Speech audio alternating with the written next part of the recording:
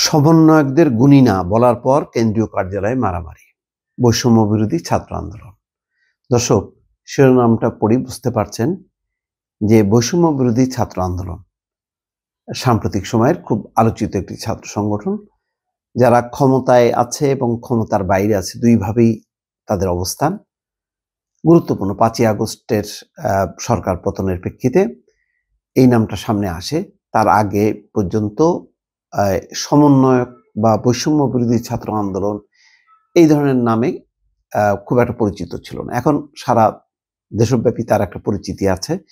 প্রশাসনের বাইরে, রাজনৈতিক দলের ভেতরে বাইরে নানা আলোচনা সমালোচনা হচ্ছে, কিন্তু দিনকে দিন কিন্তু সমালোচনার পাল্লা ভারী হচ্ছে। এই কারণে ভারী হচ্ছে, সমন্বয়কদের নামে বিভিন্ন জায়গায় চাঁদাবাজি হচ্ছে, দখলবাজি হচ্ছে, টেন্ডারবাজি হচ্ছে, ক্ষমতার আস্ফালন হচ্ছে, ক্ষমতার প্রয়োগ হচ্ছে, অপব্যবহার হচ্ছে এবং প্রায় জায়গায় মারপিট হচ্ছে। তাহলে সেই জুলাই আগস্টের গণঅভ্যুত্থানের চেতনা, ওই সময়ের যে সমন্বিত তাদের এফোর্ট, এটা খুবই প্রশংসিত ছিল এবং সবার কাছে একটা বিস্ময় ছিল, আস্থা জাগানো ছিল। নিশ্চয়ই মনে আছে যে বন্যার সময় যে টিএসসিতে তখন তারা আহ্বান জানিয়েছিল ত্রাণের জন্য, উপচে পড়ছিল টিএসসিতে জায়গা। পরে আহ্বান জানানো হয়েছে যে আর আপনাদের ত্রাণ দরকার নেই, আমাদের এখন গাড়ি ঘোড়া দরকার এগুলি পাঠানোর জন্য। এমনই একটি মানে ভালোবাসার জায়গা ছিল। সেই জায়গা থেকে কিন্তু আস্তে আস্তে আস্তে নামতে শুরু করেছে। এর মধ্যে আবার তারা জাতীয় রাজনীতি করবে, রাজনৈতিক দল গঠন করবে, তখন কিন্তু একটা মিশ্র প্রতিক্রিয়া শুরু হলো এবং পাশাপাশি বিভিন্ন জায়গায় জায়গায় তারা কমিটিও যেমন করছে, তেমনি মারপিটও হচ্ছে। এখন পরিস্থিতি এমন যে বৈষম্য বিরোধী ছাত্র আন্দোলনের পক্ষে বিপক্ষে একটা বিভক্তি আছে তাদের অবস্থান নিয়ে। এই অবস্থার মধ্যে যখন এই আলোচনা সমালোচনা হচ্ছে, ঠিক সেই সময় একটা বড় আকারের মারামারি হয়ে গেল কেন্দ্রীয় কার্যালয়ে। মঙ্গলবার বিকেল 4:30টার দিকে রাজধানীর বাংলা মোটরের রূপায়ণ ট্রেড সেন্টারে বৈষম্য বিরোধী ছাত্র আন্দোলন কার্যালয়ে এই ঘটনা ঘটে। মারামারির ঘটনায় আহত শিক্ষার্থীদের সঙ্গে কথা বলে জানা গেছে, সোমবার ঢাকার ড্যামরায় তাদের উপর হামলা চালানোর ঘটনা ঘটে। এই ঘটনার বিচার চাইতে তারা কেন্দ্রীয় কার্যালয়ে রূপায়ণ ট্রেড সেন্টারের সামনে অবস্থান নেয়। এই সময় তাদের মধ্য থেকে একজন সমন্বয়কদের গুণী না এমন কথা বলেন। তার এই কথার সূত্র ধরে মারামারির সূত্রপাত হয়।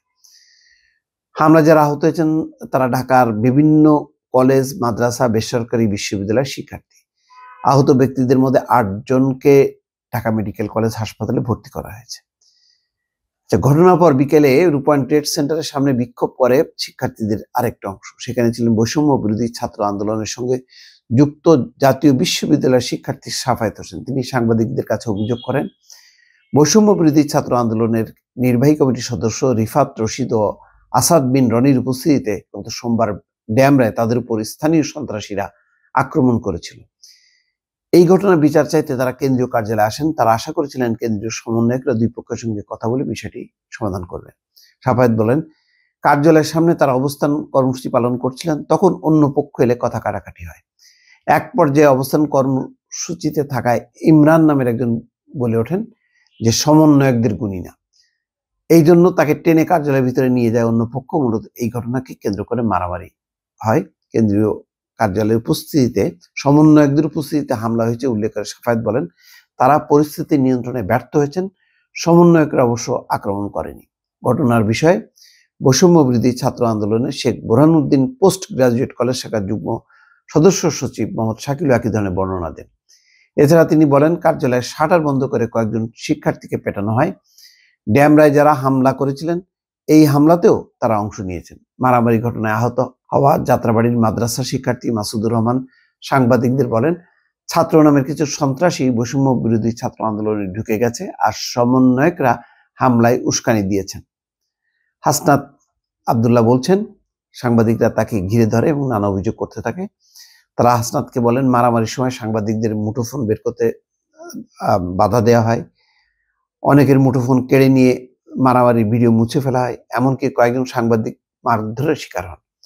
ছাত্রলীগ সাংবাদিকদের সঙ্গে যে কাজটা করত, এখন বৈষম্য বিরোধী ছাত্র আন্দোলন তেমন করছে কিনা এই প্রশ্নও করা হয় হাসনাতকে। পরে হাসনাত সাংবাদিকদের বলেন, বিষয়টি উদ্বেগজনক, আমি দেখব, পুরো পরিস্থিতি একটু বুঝতে হবে।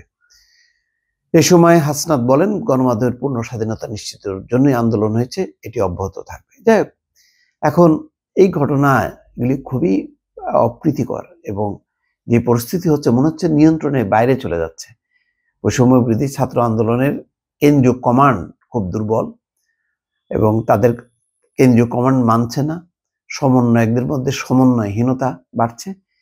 এইভাবে যদি চলতে থাকে তাহলে বৈষম্য বিরোধী ছাত্র আন্দোলন বিভিন্ন জায়গায় যে প্রশাসনিকভাবে তারা একটা ক্ষমতা, সরকার বিভিন্ন জায়গায় জায়গায় তাদেরকে অন্তর্ভুক্ত করছে, ফলে এটির একটি নেতিবাচক খবরাখবর ইতিমধ্যে কিন্তু প্রচারিত হয়েছে এবং এই অবস্থা যদি চলতে থাকে তাহলে এই পুরো সংগঠন নেতৃবৃন্দ তাদের ভাবমূর্তিও কিন্তু দারুণভাবে ক্ষুণ্ণ হবে। দর্শক ভালো থাকবেন, আল্লাহ হাফেজ।